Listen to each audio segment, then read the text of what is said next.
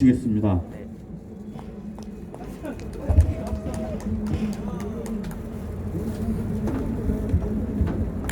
안녕하세요.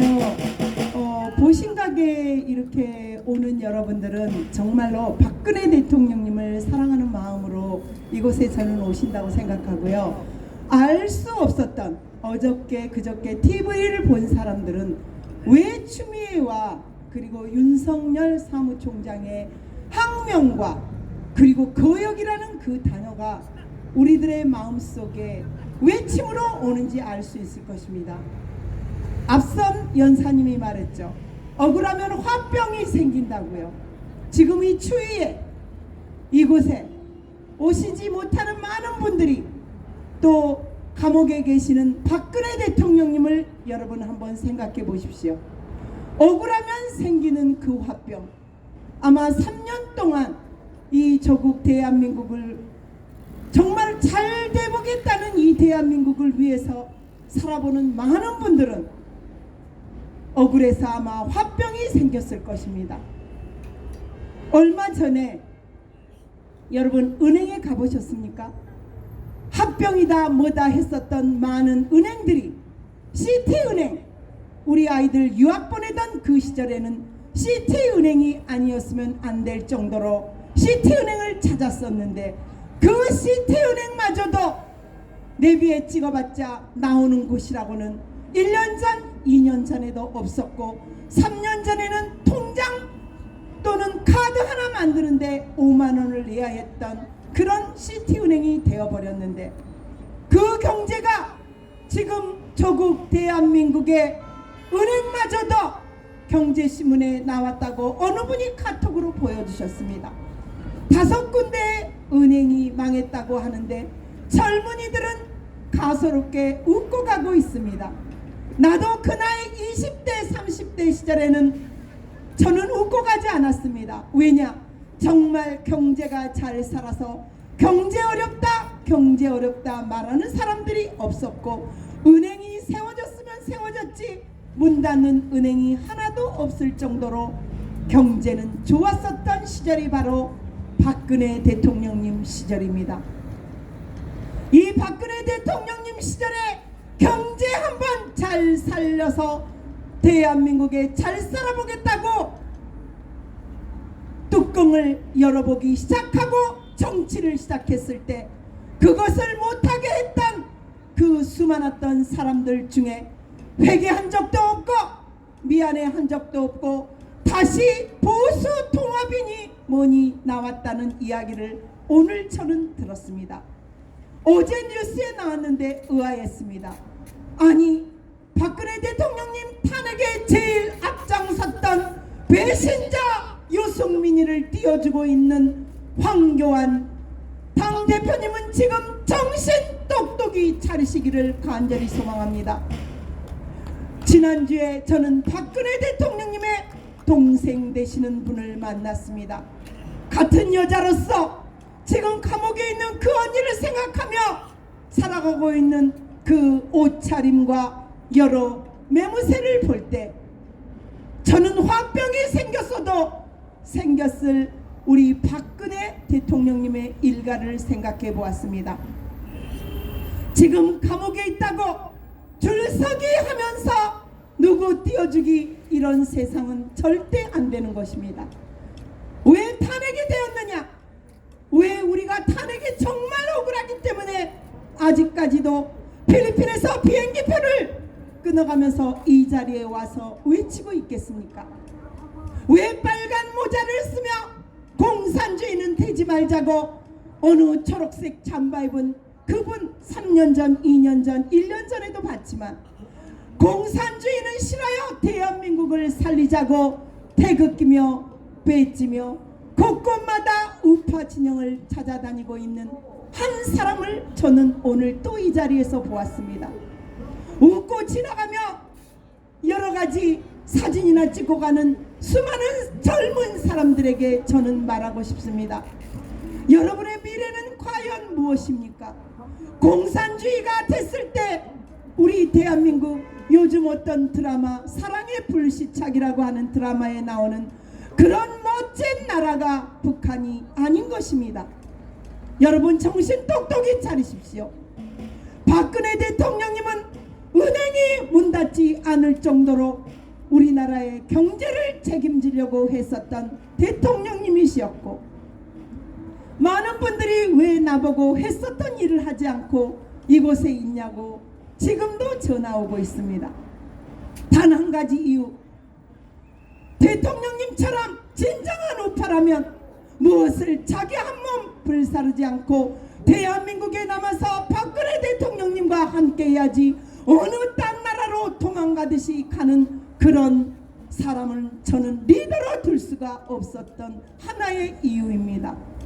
우리의 진정한 리더가 왜 박근혜 대통령님이어야 되는지, 여러분 험난한 어떤 것을 다 무릅쓰고 그 밑에 사람 하나 죽이고 나 혼자 잘 살아보겠다, 나 혼자 잘 돼보겠다, 너 때문에 망했다라고 말하지 않고 박근혜 대통령님은 모든 죄를 당하지도 않으셨을 억울함을 가지고 바로 서울구치소에서 지금까지 계시고 있기 때문에, 그래도 대한민국의 박근혜 대통령님 한 사람이 바로 정치를 다시 한다면 이 나라, 이 대한민국이 다시 바로 설 수 있기 때문에 정답은 박근혜 대통령님이라고 외치는 수많은 애국 국민들이 보신각을 비롯해서 광화문, 서울역에 나오고 있습니다.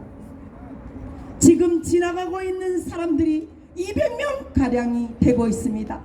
이 보신각 교차로에 진정으로 나의 정치, 나의 경제, 나의 것을 요구하기 이전에 억울한 박근혜 대통령님의 그 억울함을 박수 쳐주고 가신 분 감사합니다. 바로 그 억울함을 우리는 밝혀야만 됩니다. 왜 수많은 사람들이 아직도 박근혜 대통령님이고 아직도 자유민주주의를 외치고 있겠습니까? 200여 명이 지나가는 이 많은 사람들이 왜 아직도 자유민주주의는 박근혜 대통령님만이 정답이라고 외치고 또 외치겠습니까? 옳소라고 외쳐주시는 저 수많은 사람들이 이 정권, 문재인이 이 정권을 용서할 수 없기 때문입니다. 정말로 많은 분들이 정말 200여 명 넘게 지나가고는 저 분들에게 다시 한번 우리 경제 살리는 길, 자유민주주의 살리는 길은 바로 박근혜 대통령님이 옳소를 외쳐줄 수 있는 정말 수많은 분들 고맙습니다. 감사합니다. 아직도 저에게는 눈물이 남았습니다. 억울하면 화병이 생긴다는 그 박근혜 대통령님은 지금도 감옥에서 울분을 삭히고 계실 것입니다. 우리 보신각에 몇 안 되는 40명, 50명 되는 이 숫자들이 아직도 감옥에 계시면서 눈물을 삼키고 계시겠지만, 그래도 언젠가 진실이 밝혀질 그날을 위해 오늘 하루도 운동하시면서 자유민주주의를 외치며 아웅산 수치 같은 박근혜 대통령님이 나오는 그날을 우리는 기대합니다. 돈은 반드시 합니다. 문정권 아웃. 주미의 탄핵이라고 어느 글자에 적어져 있더라고요. 이 정권 이대로 안 됩니다. 절대로 안 되기에 문재인 아웃을 외치며 저는 내려가겠습니다. 너무나 억울합니다. 어떻게 윤석열이 손발을 자른다고 그래서 전라도 사람들만 모두 검찰총장, 총장은 아니지만 검찰지검장으로 앉힐 수 있습니까? 감사합니다. 우리 모두 이 겨울에 힘을 내보겠습니다. 감사합니다. 고맙습니다. 네, 날씨가 춥다 보니까 우리 연사님들 목소리가 약간 이제 콧소리가 나고 그런 것 같습니다. 수고들 많으셨고요. 정말 뭐 요번에 검찰총장 인사는 누가 뭐라 그래도 잘못된 거죠. 그게 뭐냐 하면 뭐 얼마 전에도 촛불들이 뭐 그 검찰청 앞에서 계속 집회도 하고 그랬는데 그것은 결국은 코드 인사를 하기 위함입니다. 다시 말해서 지금 울산시장 선거에 대해서 청와대가 개입한 정황, 또 조국에 대한 수사가 진행되고 있는데 이러한 내용들이 계속 진행될 경우에 사이드 총선에 방해가 되니까 그 담당자들을 싹 바꿔버린 겁니다. 싹 물갈이하고 또 조사는 하는 척 하지만 그 결과에 대해서 또 흐지부지 대충 끝내려고 하는 그러한 정치 공작에 지나지 않습니다. 그래서 우리 애국 국민들은 반대를 하는 것이고 당연히 그래야 하는 것입니다. 또 이러한 과정에서 검찰은 절대 주눅 들지 말고 본분을 다 해주시기를 바랍니다. 네, 오늘 수고 많으셨습니다. 날씨가 쌀랑한 관계로 오늘 여기서 우리 보신각 집회는 모두 마치는 걸로 하겠습니다. 여기 계신 우리 애국 동지 여러분께서는 여기서 끝나는 대로 아직도 강화문에서는 집회가 계속되고 있습니다. 시간이 되시면 그쪽에 또 한번 둘러보시고 또 그 만나는 동지들마다 우리 박근혜 대통령 구명운동이 보수 대통합 과정에서 가장 중요한 요소라는 점을 많이 전파해 주시길 바랍니다. 자, 그러면 모두 자리에서 일어나셔서 정면에 애국 태극기를 향해 서주시기 바랍니다. 마지막으로 애국가 1절을 따라서 제창한 다음에 오늘의 행사를 모두 마치는 걸로 하겠습니다. 애국가는 반주에 맞춰서 1절만 해주시면 되겠습니다.